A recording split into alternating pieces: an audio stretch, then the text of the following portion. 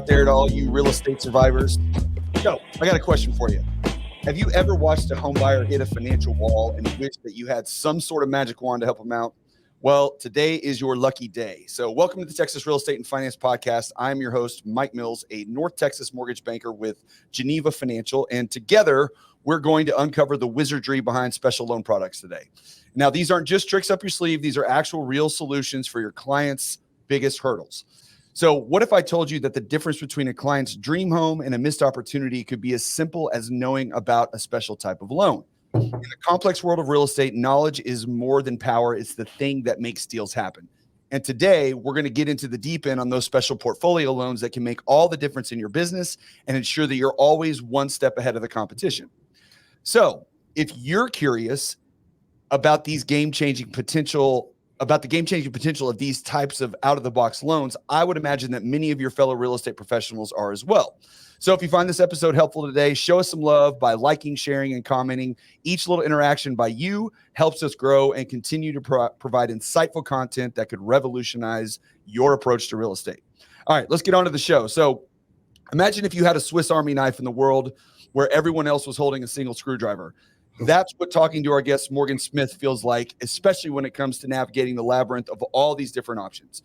So Morgan's here to arm us with the tools, like my shirt says, of knowledge, turning each one of you into a real estate MacGyver. So let's welcome the master of mortgage creativity, Mr. Morgan Smith, to the show. Morgan, how you doing, buddy?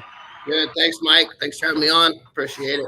You got it, man. Thanks for joining me today. I know, so I'm in Texas and you're in Oregon, so we got quite a little different time scale here. So I appreciate you hopping on with me. But so let's just kind of get right into it. I want to start just with a basic question. So when I say special loan products, when I say portfolio loan products, a lot of people don't really know exactly what that is, or they may have some idea of it, but can you just give kind of a brief overview when you hear loan officers or realtors talk about these kind of things? What generally type of products are they talking about?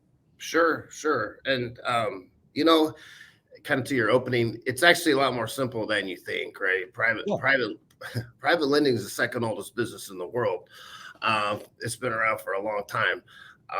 But when we refer to private lending or portfolio lending, or some people might call it hard money lending, really it's companies or folks loaning their own capital on projects and houses, on buildings and such. So we call it portfolio because we keep it in the portfolio. Yes. As opposed to, as you know, Mike, being a mortgage professional, I mean, the majority of the mortgages that are originated today are packaged up, securitized, and sold on Wall Street, or sold to Fannie Mae, securitized with Fannie Mae, Freddie Mac, VA, FHA, all that stuff. So those mortgages are gone, and they're set to a certain criteria, and the reason that they get purchased is because people know what they're buying when they buy them, because they have to meet certain guidelines, right? Well, portfolio lending is different. Portfolio lending is it's kind of as simple as you're loaning your own money. Would you make a transaction? Would you be willing to invest in a transaction? So it's true mortgage investment, I would say. And so we call it portfolio because it stays in the portfolio. We prefer that term. Like I said, a lot of people refer to this business as hard money business. And that's because, they say the loans are hard to get and they're hard to get out of sometimes. Is that where that came from? I didn't even know that. That's where that kind of originated from. A little rough around the edges. There was the guy Joe at the corner store who you go down and you borrow money from. It kind of developed kind of out of loan sharking, right? That's kind of a little bit of the history, but so if we don't pay you, Morgan, are you coming to break my kneecaps? That's right. And I got Vinny. Vinny comes over and pays you a visit first, but there's a little bit of that in its history. So we try to differentiate ourselves from that group, but more specifically, we're in the business of loaning money, and we're in the business of getting our money back. And a lot of people think like, oh, it must be great to foreclose and take houses back and do all this stuff. It's really not. It's really a pain in the ass.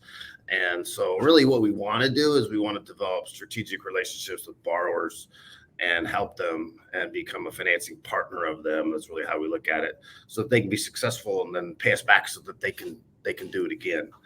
Well, I guess you probably get a lot of repeat clients too, because once somebody goes through the process, they kind of and have a mode, especially when it comes to investors, like they use you on a regular basis because you have that relationship and you're more willing to do the lending in that regard too. That's right. And that's how we look at it, Mike. I mean, we've got, as you know, we've got one product that kind of caters to the owner occupant market, which is our signature bridge loan that we call a transition loan, which we can talk about in a second. But besides that, our loans are business purpose primarily. So we're loaning to builders, investors, realtors, sometimes contractors, not on primary residence, but on deals. Right. And so, you know, I've had this conversation many times with investors. People say, well, isn't private money or hard money more expensive? I go, yeah, I mean, it depends on what you're going to compare it to, right? So is it more expensive than traditional agency or FHA money? Yeah, it is. Is it more expensive than a partnership? I don't know. So, you know, Mike, you find a house and do you want to buy in North Texas, and you call me up and you say, I need a couple $100,000 to buy this house. I think we can flip it and make 75,000 really quick. And I say, all right. And so I put up 200,000 and you go buy the house. I mean, what would be fair for me to ask you in return for that? Yeah. Yeah. Right. I think it'd be pretty fair for me to ask you for half the profits. Yeah. Right. That'd be a good deal. Like, okay, man, I'll put up the money, you do the work, half the profits. Well, what's the interest rate on that? Yeah. It's off the charts, right? Yeah. Or you know what, man? Okay, I'll lend you the money. And I like you to put up 20,000 of it though. And then I'm gonna charge you 10.5% and a couple points.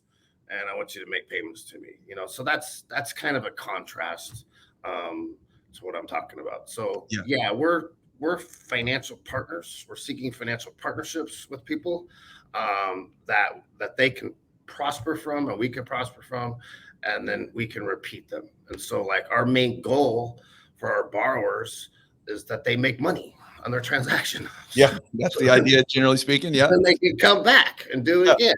You know, on our owner occupant stuff, on our transition loan stuff, the desire is a little bit different. We want to be happy. We want them to get the house of their dreams. We want their transaction to work the way that they want to work it, but it's got to be a win for them. Sure. You know, that's really the basis of private lending. Is what's kind of cool about it is it kind of just makes sense. Yeah. And if it makes sense, then we'll probably do it. And if it doesn't make sense, we won't do it. Even though there's traditional loans that really don't make sense sometimes, right? But yeah, well, especially these days, there's quite a few of those that are happening, it seems like. But so it kind of depends on the scenario for the most part, is what you're saying, more or less. And every scenario is going to be a little bit different. And you kind of mentioned a little bit, you know, the fix and flip and the bridge. So can you give me some general scenarios in which these type of loans are going to have the most benefit for people? So, you know, obviously the bridge loan, you can kind of talk about that a second, and then the fix and flips and how these things work. But primarily, what scenarios are we looking at where these are going to have the most benefit for a buyer or an investor? Absolutely. And I would start with, there's a common theme in most private money lending, portfolio lending, in what we look for above all.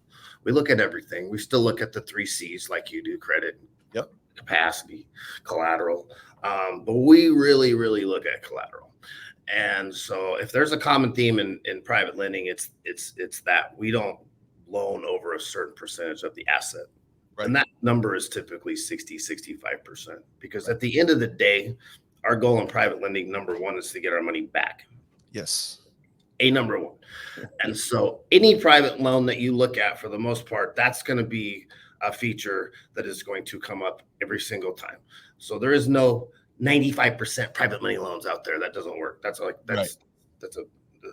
don't exist. They don't exist. Yeah. They don't exist, because what a private money lender wants to do is hedge his bets. And what he wants to make sure that if the transaction doesn't go the way that it's supposed to, he's got a really good chance, he or she has a really good chance of recapturing their money in the event that they have to foreclose and take over the asset. It's really that simple. Right. Our particular loans are kind of broke up into 3 different categories. So we've got a transition bridge loan. Okay. And that's a loan in which, this is kind of a cool story. This loan came out during COVID. We dreamed up this loan because if you remember how crazy the housing market was in COVID. And so all these people, they wanted to buy a new house. Yep. but first of all, they had to sell their old house. But they were so scared that when they sold their old house, they wouldn't be able to find a new house. They'd be homeless. That the whole market was kind of like freaking out. Yes. Right. And Yes. so we were brainstorming one day and said, well, what if we had a product where someone could buy their house before they sold their other one? That'd be cool. And then they could move over and get settled and then go back and get the other house all dialed in, list it, sell it, pay us back.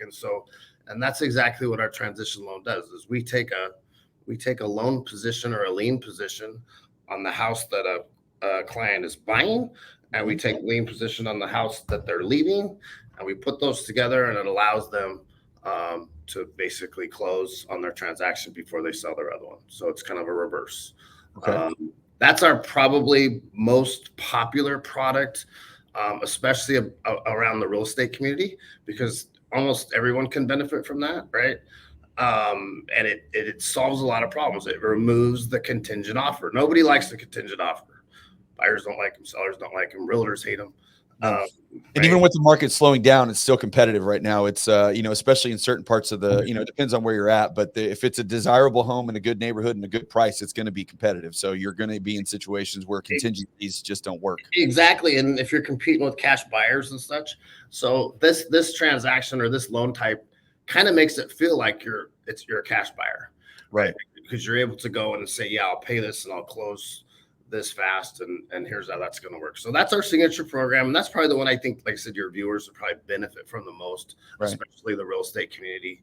I've talked to you and other folks about it in the company before. I highly encourage mortgage professionals to figure that product out and to get it out. It's a great tool in the toolbox, and it's also really convenient. It's really nice. I mean, how many times have you had that deal where they're trying to close on the house and then they got all their shit's packed up in the U-Haul, and then the closing doesn't happen, and then they're staying in Motel 6 with all their stuff in the U-Haul, and then this person's mad, and then it's like a chain reaction because they're selling their house to somebody else, and the whole thing's screwed up because one loan officer lied and didn't get the deal done on time or something, right? Or one underwriter woke up and had a bad day and conditioned for something on an appraisal, whatever the deal is. Yeah. So it's cool. So that's a cool product, and I think that your viewers could really benefit by it. So on that one specifically, can you get into a few of the requirements for it? Just because, like, a lot of times, even for realtors and lenders both, we hear about these and we know them, but then they seem so complicated that it's like, I don't even know if I can do this. And I think a lot of lenders, especially, and I figured this out getting into the business originally, and I've been doing it almost 15 years now, but I remember when I first came into the business, I was told that condos were really tough. Like, just, other loan officers just said, just stay away from them. Don't even touch the condos. Don't even deal with them because they're too hard. And I'm like, I mean, okay. Like, I didn't know any better. So I was like, fine. So then once I got my first condo, because that's just kind of how it works sometimes, you just end up with one of these, and you get into like what the steps actually were. It really wasn't that hard. Like, it's pretty simple. There's a couple of steps. You need to know about the association, right? Need to check. Yeah, there's a few little extra hoops, that you got to jump through and be aware of and ask some questions. And there's a few other pieces. But outside of that, it's still just a regular loan. There's just a few other parts to it. So when it comes to and real quick, is there a difference between the transition loan and the bridge loan? Or are they basically the same thing? A transition loan is a bridge loan. Okay. We coined it that because it's kind of we're transitioning from one to the other, from one house to another, and so that's a little bit of marketing. But a bridge loan, and we'll talk a lot about different kinds. But a bridge loan is why they call them bridge loans, because they get you from one place to the other. Right. That's all they are, right? They're just a bridge, right? Yeah. They're not a freeway forever. They're a bridge. Right. And so they're meant to come to an end at some point also. That's another thing about bridge loans. They're short term. Yeah, they're not the long term. They're short terms. And pretty much every loan that you and I will talk about today and every loan in our portfolio for the most part is relatively short term. Okay. We're not securitizing 30-year private money mortgages like FHA. So our loans on average are 6 months to 2 years. Right. Occasionally we'll get a 3 to a 5, but that's pretty much it. But anyways, to answer your question, it's really, really simple. Full disclosure, transition loan, you got to have some equity. Yeah. Right. I mean, you're using the equity of your house that you're moving out of and coupling it with the new house. But it's as simple as this. You take the the value of your departing residence, you take the price of your new house, you add them together. That's the total value. Okay. You take the total value and you multiply it by 65%. So 500, we got $1 million of total value. I'm going to take 65% of that, right? Yeah. That's 650,000. Okay. That's the max amount of money I'm going to loan you. Okay. Okay. You owe a couple $100,000 on that house, maybe. We take that 650, we pay off that 200, we go in first position on both places. We're going to deliver $450,000 to the closing table, right? You're buying a new house for 500, you come in with 50 grand, we close the deal. Okay, so you make up the difference on that. Okay, that makes sense. Most of them close without that. Most of them close with zero out-of-pocket cash from customers because they typically have enough equity. It works really well on. First of all, you got to have a little bit of equity. It works really well on a lateral move, or it works amazing on a downsize. Downsize, like so older family or older couple downsize. We do that every single month. We'll have an older couple getting out of a $750,000 house somewhere on the East Coast and jamming down to Florida and buying that condo for 500. Right? Yeah. Gliding in. Moving, being happy, turning around and listing it. So it's as simple as that. We'll loan you 65% of the value of your homes, and we got to pay off any debt. We stick a mortgage on both properties. We close. You go do your thing, move in, list your other property. When your other property comes up for sale, we will provide a payoff. Typically, that's not enough to pay off our entire loan, right? Because we need both assets, but it usually pays off 2/3 to 3/4 or whatever. And so in essence, what we do is we take all of the cash from that transaction. We reduce our overall payoff to make it so that there's zero out of pocket from the borrower. And then we take a partial pay down. So that $450,000 loan or that $650,000 loan goes down to 200, and it's now sitting solely on the house that they've purchased because they've sold the house that they've left. Right. Yep. And then mortgage professional like you goes in and refinances them. So sometimes we have enough equity that it just goes away, or it ends up being a nominal amount in that payoff. But most of the time, and the reason that I think this loan is really great for our fellow mortgage guys is not only is it a solution for a borrower and a referral partner, but it also leads to another loan. Right, you're gonna ultimately probably end up with a refinance at the end of the transaction. Yeah, you're helping with the purchase and the refinance both. So, so and it'll be a nice low LTV refinance probably, and it's a better deal and all that stuff. So. And the benefit for the buyer is that they are able to do this quickly because you're just like you said, you're looking at the asset more than anything. Obviously, credit and income are a consideration because if someone doesn't have a job, you'd be concerned about that, but. That's right. It's quick. It's painless. I'm not going to say we don't have any income restrictions because we make sense, but it's not a hardcore underwrite like a 30-year mortgages because it's a bridge. We're going from one place to the other. And quite a lot of times, Mike, there's enough equity that we loan them the payments too. Okay.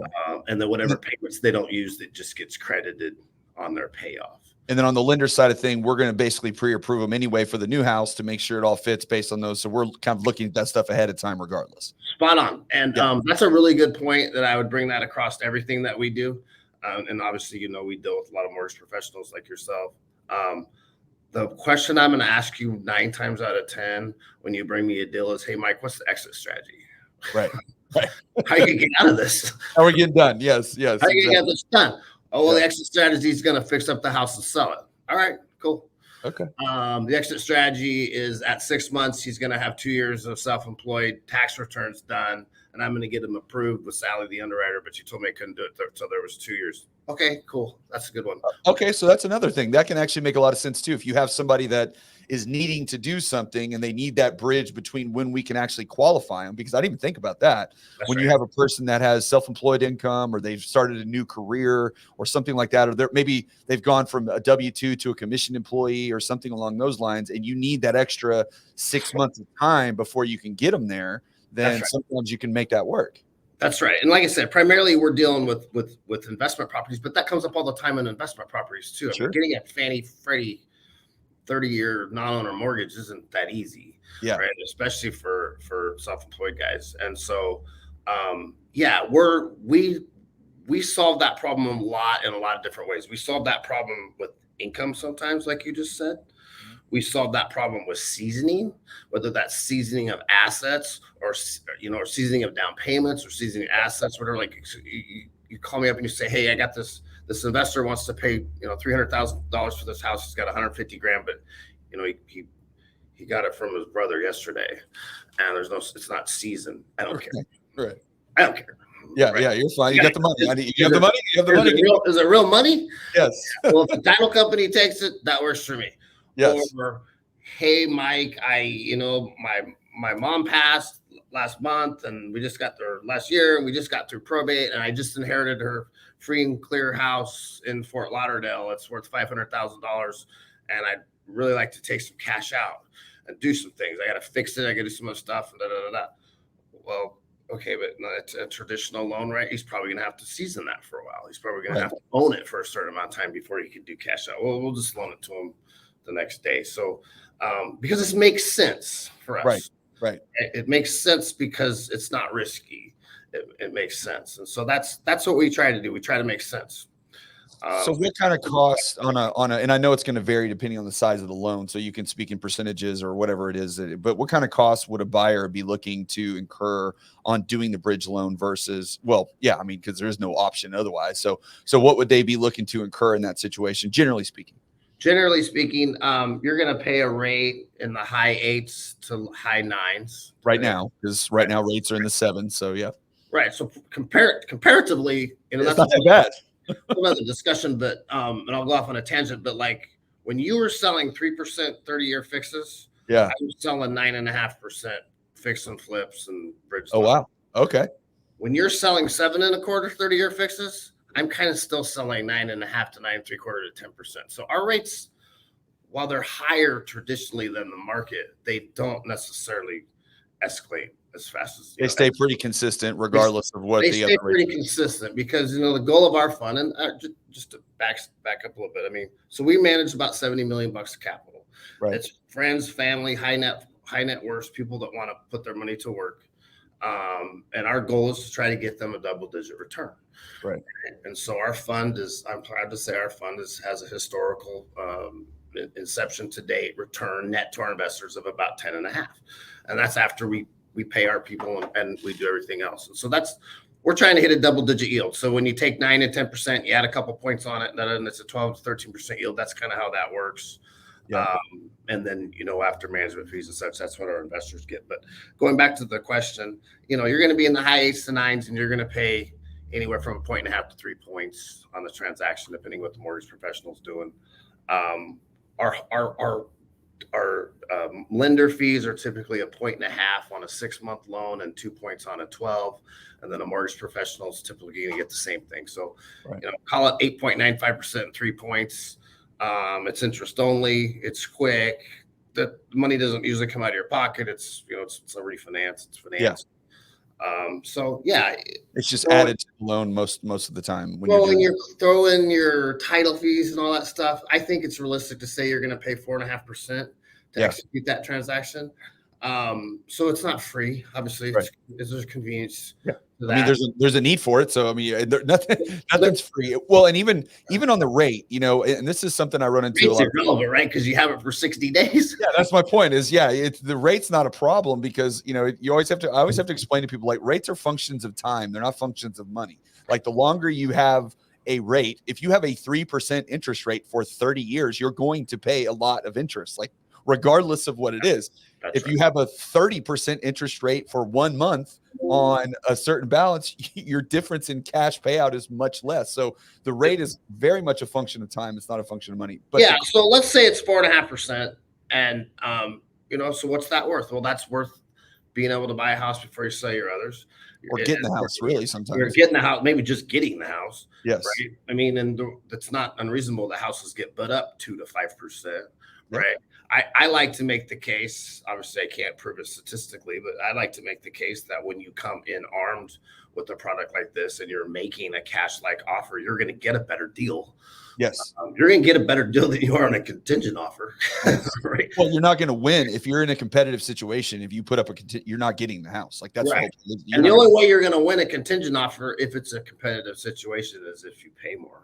Yeah. Well, yeah, that's true. If you way overpay, possibly you could win in that scenario. So, that's kind of how it shakes out. Not an issue. It's not an issue that, I mean, obviously it's important that people know what things cost, but that's like there's really no negotiation on that. It's like, well, this is what it costs. Yeah. It's a convenience. I'd love to help you out and do it. If you don't want to do it, that's cool. Right. We're the only guys that do it and people like it. So, so that's kind of how that works. And we can typically close them, and we don't like to do it all the time, but we've closed them in 5 days. That's hard, but we can absolutely close them faster than a traditional loan. Well, the other thing too is the bridge loan's been out there. The idea of the bridge loan, let's call it, has been out there for a long time. But my personal interaction with other companies that have been offering this is that, and the reason I asked the cost question is because a lot of, people there's no transparency.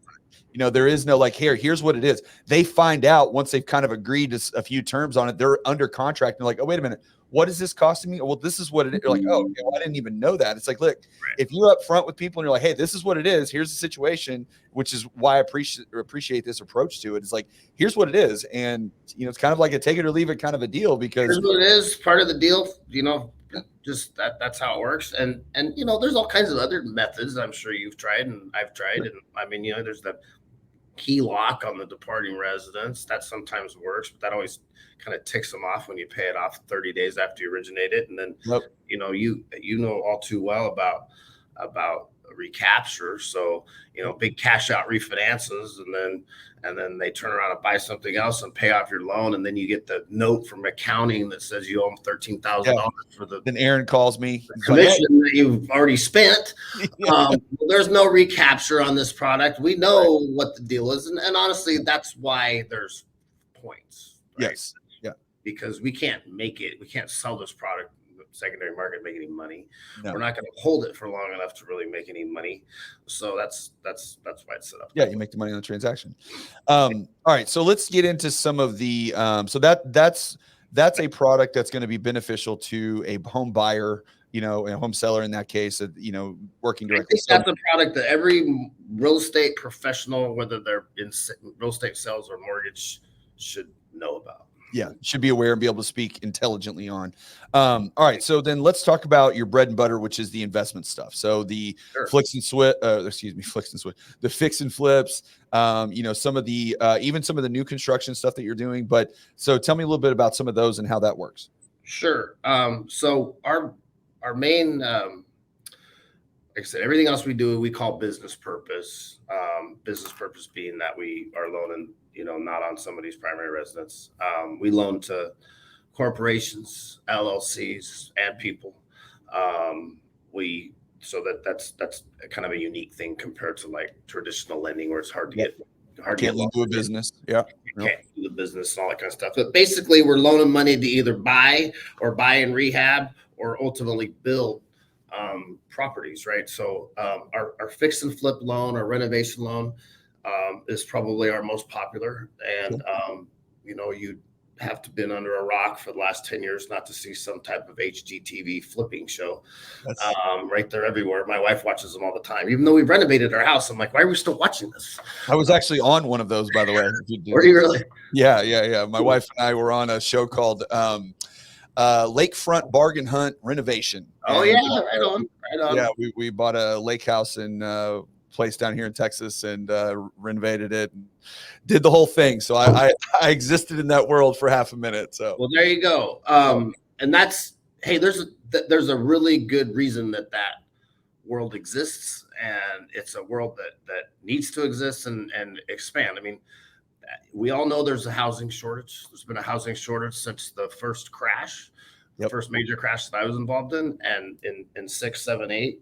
And it's never recovered. The home building has never quite recovered. There's never been enough lots, mainly because like half the banks that used to do the non-vertical financing, which non-vertical would be, or horizontal, we call it, which would be lot development, land development, all that stuff, the riskiest, hardest part of the trade.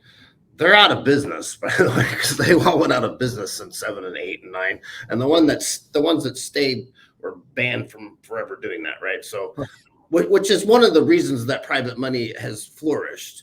I'm kind of all over the place, but like that people say, well, why do people come to you for loans? And I go, because there's banks. And if you've ever dealt with a bank, then you'll know why you don't want to borrow money from a bank. But more specifically, there's just a lot less banks now, and the banks that we have are bigger and stodgier. Well, and there's going to be less continuing, by the way, too, because there's going to be less continuing. So like the market needed capital, and so we guys like us came out to meet the demand. That's really private money. Yep. Private money. That's why private money exists, is because there's banks and or there's not banks, right? And I mean, and I joke that, and I have friends that are bankers, and I've even worked in banks and owned a bank, part of a bank at one point in time. But yeah, I mean, if you know the problem with banks. Where do you want to start? I don't know if we have enough time. Well, it's really simple. They're run by bankers. Yes. I mean, that's the problem, right? That's the problem with banks. Anyways. Fix and flip. So the nation has a shortage of housing. There's a ton of houses that were built in the 30s, 40s, 50s, 60s, 70s, 80s that are dated, that are in good neighborhoods or coming neighborhoods, and they need renovation. Because let's face it, when new home buyers come in, especially the younger ones, they don't have any perspective. Like they can't dream, they can't see any potential.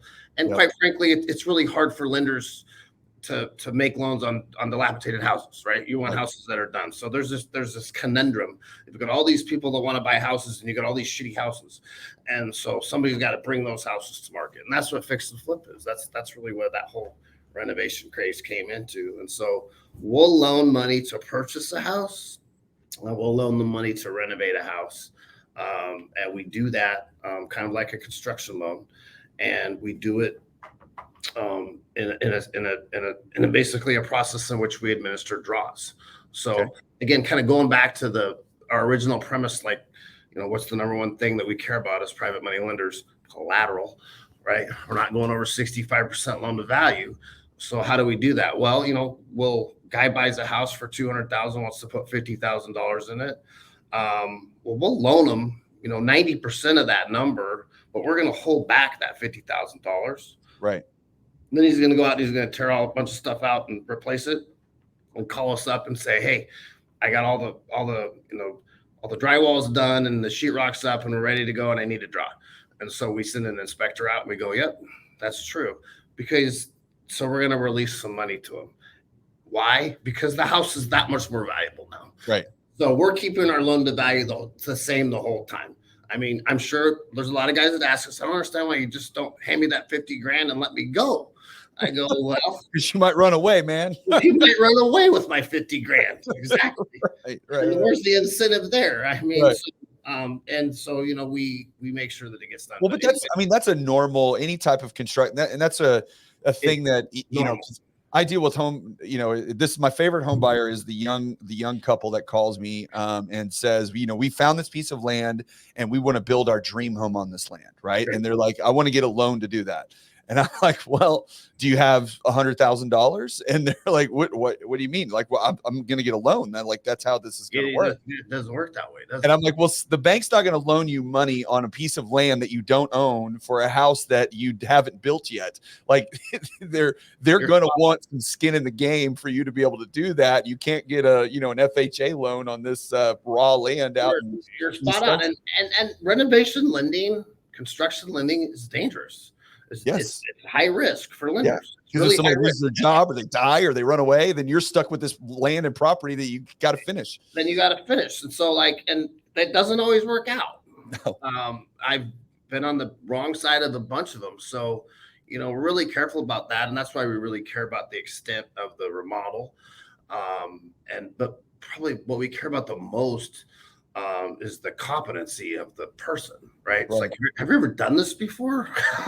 No, but I watch TV on it and it looks pretty good, easy. It's like, well, yeah, but it's not that easy. So, I've heard that. I have a friend of mine who does quite a few of these, and like I've done a couple, but not a ton. And that was one of the things that he says some of these banks when they go to is like, look, how often have you done, like, when have you done this before, and who's your contractor, who's your builder, who's doing right. these things, because it matters to us who's happy. Because if it's just your brother-in-law that's never built a house before, then no, I'm sorry, like we're not doing That's that. right. So that's part of the underwrite for sure. Sure. And I mean, we absolutely work with inexperienced renovators or less than fully experienced renovators, but it also depends on the scope of work, right? So Sure. not all remodels are created equal. You go buy that 80s rancher and you want to go in and do some paint and carpet, replace some cabinets and some appliances. Okay, that's not that difficult. Right. You go buy that 1918 house in the inner part of Boston, and you're going to try to go up and put a second story on it or whatever, take out a bunch. That's the different story, right? So not every deal is the same for sure. But basically, kind of going back to the premise, we will loan money to purchase and renovate a house, and we'll manage that process through with the client. And while we call it fix and flip, it also can be fix and hold, right? A lot of them are fix and hold as well. So a lot of investors are going in and they're performing it like they were going to sell it, but then they turn around and they rent it. They rent it out, and then they'll do like temporary or permanent financing, and or then whatever. they bring in their permanent financing. Yeah. Right. So again, as a mortgage professional, fellow mortgage professional, a chance to get a couple loans. Yeah. Right? Yeah. And what we care about, like we always talk about LTV. So in this case, again, we're back at that 65% number where we're going to loan you no more than 65% of what this property is worth when it's done. Right. Might be 90% of what it's going to cost you to buy and renovate it. Yeah. But we're going to loan you 65% of what it's done, and we're going to control that process. And people are always like, well, I don't understand why you don't loan more. I said, well, let's talk about that. So 35%, that's your gross margin. Okay, that's all the money you're going to make. Let's start with that. Right. Okay, so here you are. You're a home renovator, and you're starting off with a 35% gross margin. That's before you've made a single interest payment. Right. So let's figure you're gonna probably pay 5-6 months of interest. So that's 3 to 4%. You're gonna have the pleasure of paying likely some realtor 5 to 6% when you sell it. Right. Yep. So now we're up to 10 to 12%, or said another way, we're down to 22%, 24% gross margin. Mm-hmm. I don't know if you've ever done a renovation project, but like they tend to take longer and cost more, not the opposite. Absolutely. I've done 3 of them, and every single time, and mostly it's because I get my wife involved. She's like, we should do it this way. I'm like, it's a lot of money. Scope creep, project creep, whatever. So chances are you've underestimated. Yep. So now your 22 goes to 18, 15. And that's if you sell it on day one. So is it reasonable to make a 10 to 15% net profit? Yeah, that's about it, right? Otherwise, what are you doing? Yeah. Why are you taking all that risk? So, while that's obviously self-fulfilling for us because we're trying to protect ourselves, sure, it's also mutually beneficial, right? We want you to make money on that transaction. Yeah. Right? You got to make something. So, yes, if you can, why are you doing it? Why are you doing it? Right. This is not a nonprofit. This is a for-profit business. Yes. And if you can make 15 or 20%, that's a pretty good deal. Yeah. And that's kind of how that works. So we do a lot of fix and flip lending, renovation lending. I'm really curious what you're seeing right now on that, especially because with the market, you said it a minute ago, right now housing is in short supply. We've been that way for a long time, and quite honestly, I don't see where that is going to change. I actually think it's going to get worse, because if you look at housing starts just in the month of January, they are way down compared to where they were. Builders are pulling back how much they're building, and there's a myriad of reasons and possibilities as to why that's happening. And then there's also another trend where people are staying in place longer. So now you have, the average home used to turn over, say back 10 or 15 years ago, it would turn over in 6.5, 7, 8 years. Now the average has moved all the way up to 12. So now people are staying. And then when you add in people locked into 2%, 3%, 4% interest rates, and the rates are high, that number is going to just continue to grow. So my question is what are you seeing? Because you deal with this every day. I mean, is there still a market out there for these fix and flips? Or are there still homes? Absolutely. I mean, I think the question you really want to ask is what markets can you actually make money fix and flipping, right?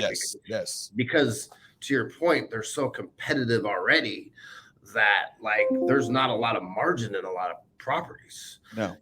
But absolutely there's markets, typically lower priced markets, where there's some pretty considerable upside left in fix and flip. And I do believe, like you, that it's going to continue. The demand for housing is just going to continue, in my opinion, despite what happens. I'm never going to make the call, but I do believe interest rates will come down at some point in the future. Not that even matters probably in a while, because it's just people just need to buy houses. Yeah. You're going to have, I've thought about, the baby boomers as they start to pass away. They own a lot of houses. There's going to be not that that's going to be a glut of houses, but what I look at is that's going to be a lot of houses that need renovating. Yeah. Yeah.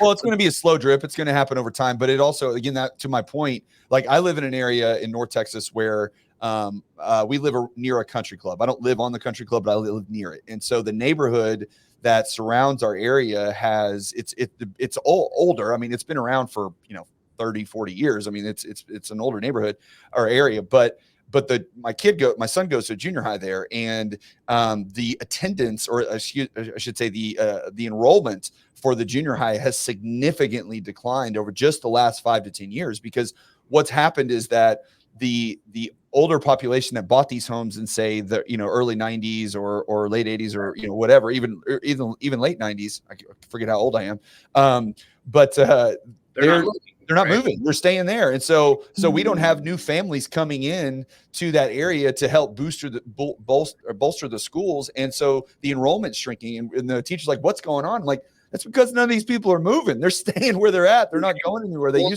thing you have in Texas, everything's big in Texas, right? But you guys have land. Yes, we have a lot of land. You have a lot of land. A lot of land. And so, you kind of can drive until you qualify, right? Like, yeah. Okay, I'm using that. I'm gonna use that in one of my videos. Drive until you qualify. I love that. That came from when I used to have an office in Dallas, and then Plano, and then Frisco, and then you just drive north until you qualify. And then you get into Oklahoma now. That's where it's at. Pretty much. So there's a lot of differences in a lot of different markets. So, I mean, I think you have a robust renovation market because you just have a lot of people on a lot of houses, but you guys also have the ability to crank out subdivisions as much as you want. Yeah, but nowadays all the subdivisions are looking to, a lot of them actually are build to rent. So you see these big subdivisions coming up. Too, yeah. They're popping up everywhere, and you're like, oh, what's this one? And you're like, oh, it's 100 townhomes, and they're all for rent. None of them are by a Wall Street hedge fund, and they're just built. So you got to consider those factors. Land. You go to a place like where I live, Portland, where it's really conservative in terms of what we have of urban growth boundaries, and there's really tight zoning. There's a lot of that in the West Coast in particular. Like, it is what it is, man. There's only so many lots, and so they're gonna have to renovate those houses. That's just because there's no other place to go. So it's a vibrant part of the market. I think it's going to continue. Yeah, it's definitely not created equal in different parts of the country. There's areas where it's a lot harder to make it work than others, but it's a robust part of our business, and we enjoy it. We support it. Where do you so I'm curious where you think, or what your opinion on, well, real quick before we get to this is maybe a longer question. Is there any other specific products that we haven't talked about? We talked about fix and flips, bridge loans. We do offer a limited amount of what we call ground up construction. Okay. Which is building a house from scratch. We have the way our funds manage, we have certain allocations. And so we only have so much allocated to that because, on a risk scale for us, that's the most risky of all. Makes sense. So to be smart about how we manage our funds, we only have so much. And so it's always sold out. To be honest, there's kind of a waiting list for it, but we do that on deals that make sense. And if we have 190 loans in our portfolio today, we have maybe 9 or 10 that are ground up construction loans. So, but then lastly, what we do, which is kind of what we've been talking about the whole time, but I'll kind of highlight it. I mean, we do a lot of investor bridge loans. Yes. And that's just a loan, right? That's just a loan. And there's a million reasons why that is, but it's typically like, besides the fact that people hate banks, it's typically like, I got to close fast, or I got a property that's got deferred maintenance or it's screwed up somehow, but we can see the intrinsic value of it, and so we'll close on it.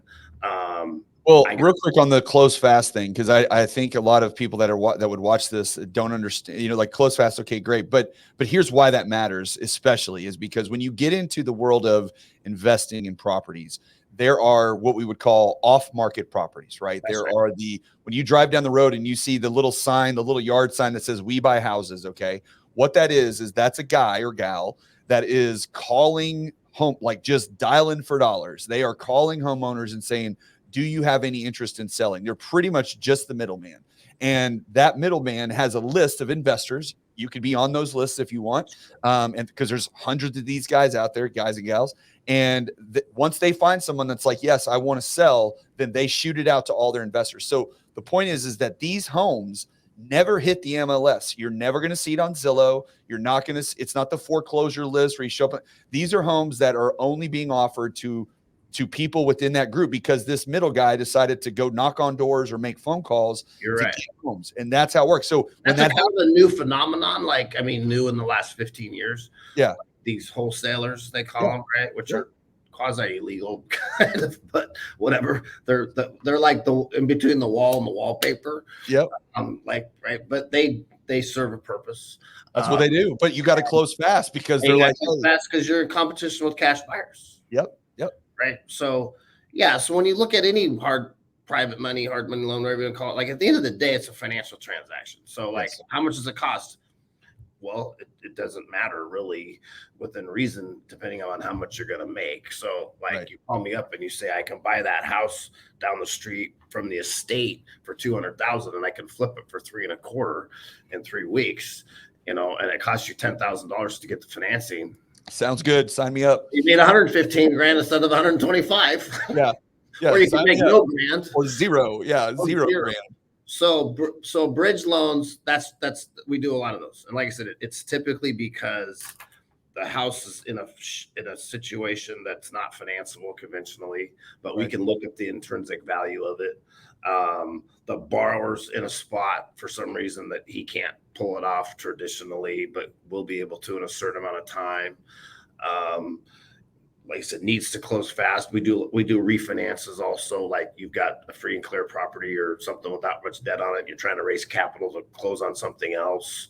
We'll do that. We'll do that money quick. And then, someone like you can come back and do a long-term refinance. So basically down and dirty, quick lending, equity lending, 35% down on purchases, probably no more than 60 on cash outs. Right. Quick, down and dirty deals. Right. So that describes a lot of what we do. And that's just situational, like the guy who inherited the house and he needs to take cash out in a week and all that kind of stuff. So that's basically what we focus on. And and kind of in summary, I go back to we're collateral based. And so 65%, if you have a loan request that's 65% or less loan to value, then there's a pretty good chance we'll do it. Yeah. Yeah. Especially if it's business purpose. It's kind of that simple, right? We may do it differently depending if the guy's got a 720 credit score or a 580. And we will look at character, but ultimately that's what we do. So, what do they say? If it makes dollars, it makes sense, right? Something like that. Yeah, something like that. And so that's kind of our products. And there's a million different ways that they take form, and I could sit here and talk to you about them all day, but it's just stuff happens, right? Yeah. How do you get these loans? Stuff happens. It just happens that way. Right. being nice, but like it just because life happens, Yeah. people need things, right? Well, you've been doing this for a long time. You've been in and out in the world of real estate, lending other side for quite a while. So I'm curious, just, you pay attention to what's happening out there. Where do you think we're headed, like as a real estate market in general? I always want people's opinion on this because we're going through so much turmoil right now between, real estate commission lawsuits and interest rates being high and affordable housing crisis and builders pulling back and all this stuff. I mean, it's just, and especially now, in the last year, our industry as a whole has just shrunk dramatically, between realtors and lenders just getting out of the business because the money has dried up. So where do you think things are going? What's Morgan's 2 cents on this market and where it's headed? That's a good question. It's like asking me about interest rates. If I knew that question where interest rates are going, I wouldn't be on this podcast, right? You don't have a crystal ball, but I'd be in my condo somewhere in the Bahamas. But my belief, I have a few beliefs. Like we touched about it earlier. I do believe there's an overall shortage of housing. Yep. And there has been for some time. And I believe that a combination of factors like the amount of skilled labor, the availability of materials, the availability of ground, and the not necessarily in Texas, but the more difficulty of city and county and municipal planning departments and red tape and permits and all that garbage that screws everything up is going to keep that down, right? Yeah. I don't see an oversupply of houses coming anytime soon. Potentially in certain markets, probably. Well, real estate's a very local thing. Real estate's local. So yeah, could they overbuild in North Texas? Yeah, they usually do, but it usually corrects itself, right? Yeah. Because they're big home builders and they don't go out of business and they turn them into rentals, like you said. And will they overbuild in Orlando again? Yeah, probably, in areas where there's no restrictions. But as a whole, I'm pretty bullish on that. Statistically, I believe that things revert to the mean over time. And so like real estate seems to go up like 2.5% to 4% a year, right? Yep. So when it goes up 35% in 1 year, like it did, I'm thinking it's got to revert to the mean, right? Got to come down. Yeah. Got to come down, or at least got to stabilize. Yeah. I think that's what you've seen when it's stabilized, right? I think you've seen that. You saw that happen from the peak of COVID when some markets are up a third to some depreciation, not massive amounts of depreciation, but certainly some depreciation in some of those markets, and absolutely flat, right? So now we're almost 2 years after it, and if anything, it's gone down. And so that 33% is starting to revert to the mean, right? So I don't see a lot of short-term massive appreciation, I guess. I would agree. I think that, and that's because of that simple revert to the mean concept, but also there's a limit on what people can pay, right? Well, and that's the problem that we're running into is that it's becoming very much a haves and have-nots. I mean, it's getting to a place where, if you don't have access to a substantial amount of cash or make good income, it's going to be very difficult for you to purchase a house, going forward, because again, I did a story recently on a market update episode that I ran, but so in San Antonio, which is here, in Texas, obviously, DR Horton, I believe, is building homes under $160,000. That's amazing. Sounds amazing, right? Well, you want to know what the catch is? It's a 665 square foot house. There you go. Now, it's available. It's there. It's a price point that can work for many people, but the days of having the 3-bedroom, 2-bath, 1,500 square foot house and getting it for an affordable price. Unless, anything can change.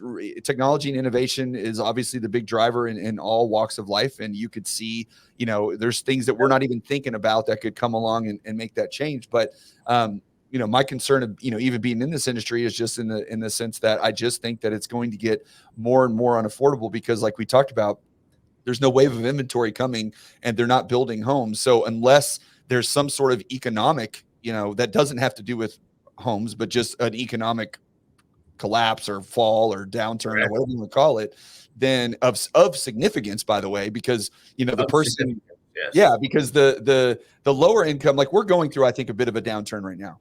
And I would, whether we realize it yet or not, I think we will look back, in 12 months or 24 months and go like, okay, that's kind of when it started to occur. But most of that is affecting lower income, individuals right now. It's not affecting the high net worth, high earners yet, or it may not get to that point. But those are the people that can afford to buy homes. So their impact is going to be lessened simply because they're not impacted by small economic downturns. So in order for us to have a significant shift or revert to the mean, like you said, there would have to be a pretty significant thing occur, like what happened in 2007 and 2008. And it's not going to be related to housing, by the way, because with rates and the underwriting requirements and all the stuff that's gone on, there's very few opportunities for. It's always different, right? It's different every time. It's going to happen. Something's going to happen. Something. Commercial real estate. I mean, who would have predicted that housing would have gone up so much because of COVID? Like that. Yeah, cheap money does that. Right? Cheap money does that. So, but kind of going back to predictions. So I feel like I don't feel that there's a massive crash coming. I don't think so. I do think that there's been a continual slowdown, and it's a grind. And you if you're in this business, you know that because you're grinding every single day. We're the canaries in the coal mine. All the lenders and realtors out there are struggling. Right. But what I do know is that people get older. They want to move out of apartments. They want to have kids. Some of them don't have that opportunity, but a lot of people want them. And there's a drive. There's a desire for home ownership. And like I remember 10 years ago, we were all bitching about the millennials because they wouldn't do anything, and now all of them want to own houses. Yes. Right. There's home buyers in the market. Right whether now. there's 600 square foot houses in San Antonio that cost 170 grand, or they're row houses, or they're condos, or they're something, they're gonna continue to want that. And so I think the housing business is overall pretty stable. I think it's going to be kind of crappy for the next few months. It's gonna be slow. Slow, not devastating, but slow. Yep. I do think we've had some more depreciation than people want to admit, but nobody's selling anyway, so it doesn't really matter. Yeah, how would you know? If you're not selling, you have no idea. Yeah. No, right, exactly. So those are the unrealized losses that everybody's concerned about on Wall Street right now especially when it comes to commercial real estate. Yeah, so I think it's kind of going sideways, and yes, it'll absolutely be affected by interest rates at some point in time, and I think it's not going to take much for the people to jump off the fence and start buying again. Yeah. I write a newsletter every quarter to my investors, and I always have a part that's like what keeps me up at night. Like, homeowners have never had so much debt. People have never had so much debt. The United States has never had so much debt. And the United States has never had so much debt. Yeah. So, and I keep wondering, because Aaron talks about all the time, right? Like, why is it so hot? Why is this market so hot? Maybe it should start failing pretty soon. Why? Because we just keep borrowing. We just keep borrowing. Got to feel like there's got to be at a state level and at a personal level, and so that never ends well.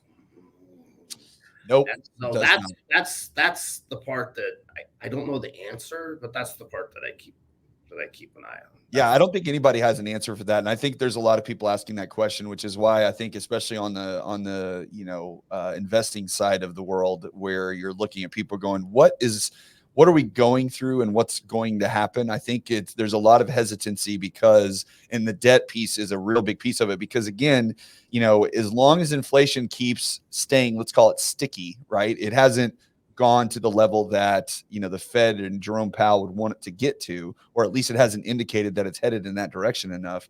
As long as that stays the course, then rates are not going to come down.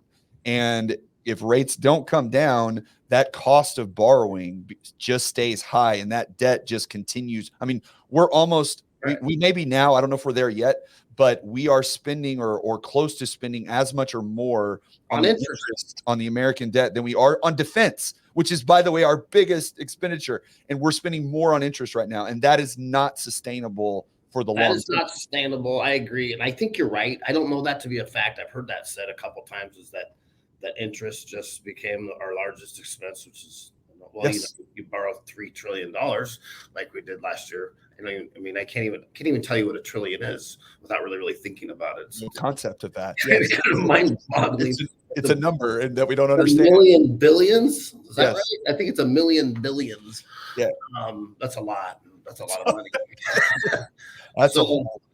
that's got to have to put a tamper on it. So yeah, I mean, houses might go sideways for a while, but I got in the mortgage business in 1993.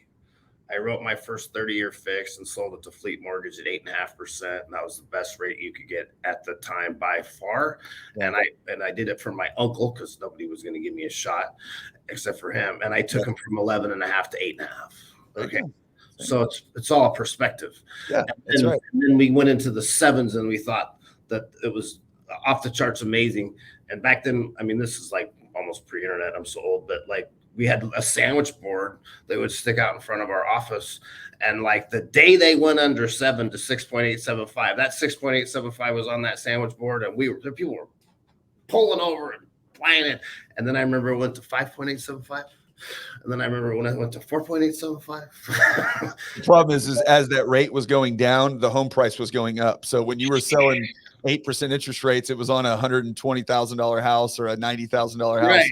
Now we're selling 8% rates on a $500,000 house. That's right. So it's all changed, right? But it's all kind of the same in a way too. So it's like, well, what was consistent about the pricing of houses back then? It didn't go up very fast. Didn't go up very fast when it was 8 or 9%. No. So it may not go up very fast for a while in this market, which is okay because then maybe wages will catch up, right? Maybe something will happen. And so there's the only thing I know is that it's got to change, right? So the only thing constant is change, and so we'll never know exactly what it's going to be because this market's always interesting. But I see a sideways market for a while. I see a grind for a while. But we're going to survive. This company will survive. You'll survive. I'll survive because the best people will. And then we'll come out of the other side of it, and all the amateurs will have gone back to or they will be out of it. Most of them are already out of it. We're coaches now. Right. Or with no disrespect to Uber drivers or Uber Eats guys or whatever, but that's where, half the real estate community is doing that right now. And then we'll come out the other side. I think that's what's going to happen. But again, it's like revert to the mean, but nothing that was so good can last forever. Nope. I mean, I kind of I want the days when it's just okay, right? Just normal. Steady. Steady. Like, we don't need it to be in the mood, and we don't want it to be in the ocean. It was fun to close 30 deals a month during COVID, but it was stressful. It sucks to close 3 deals a month. I kind of like when it's normal. So I'm yearning for those days to come back. Just a little bit of balance is not a bad thing, but balance would be cool. So, but whatever the case is, we get up every day and we look at our opportunities like you do, and we try to help people out. And if you do a good job and you help people out, love your borrowers and love your partners and do the right thing, then the good people survive, and that's how it works, right? Well, and that was the point of today, was just to, learn how to help more people by learning, because the more you understand about different products that are available and the stuff that's out there, and you don't just stick your head in the hole and stick with the basics, then you're going to be able to help more people. And these days, with the market being as tight as it is, the more you understand about all the options available to folks, the more people you're going to be able to help, and the more deals you're going to be able to close, and you're going to be able to survive. And that's what we're all trying to do. Yep. Absolutely. So I will say this kind of in close, Mike, I'm more of a wholesale lender. So I work with mortgage professionals like you. Yep. So to any people that are listening that want to access these products, you talk to Mike. Mike represents our products. Right. That's how that works. He's my partner. We're on the back side. He's on the front side. And we depend on those relationships for our survival, and that's how our partnerships work. So we'd love to help anybody out there with any of our products, and I would encourage them to reach out to you. Well, thank you very much, Morgan. I appreciate that. Well, thanks for coming on with me today and dropping some knowledge on us. I really appreciate it. There's a ton of opportunity out there. Sometimes you just got to look in unusual places that you haven't been looking for a long time. And so now's that opportunity. It's a little bit slower. Now you got to expand your book of knowledge a little bit, which is what I mainly reason I wanted to have you on here today. So I wanted to learn a little bit. So I really appreciate your time and, and for hopping on with us today. So thank you for everybody that stuck around to the end. I'll be back on Tuesday with another market update. And we will actually next week, we're going to stick on our little products theme, and we're going to be talking about reverse mortgages. So there's a whole other world of reverse mortgages that I don't think a lot of people are aware of, especially as we're moving into the baby boomers starting to, age out of home ownership and what their options are going to be. There's an entirely untapped market that you probably aren't aware of that you could take advantage of. So we're going to go into that a little bit next week and then see where that goes. So thanks again, Morgan. Appreciate it. And we'll see everybody next week. Thanks, Mike. Yes, sir.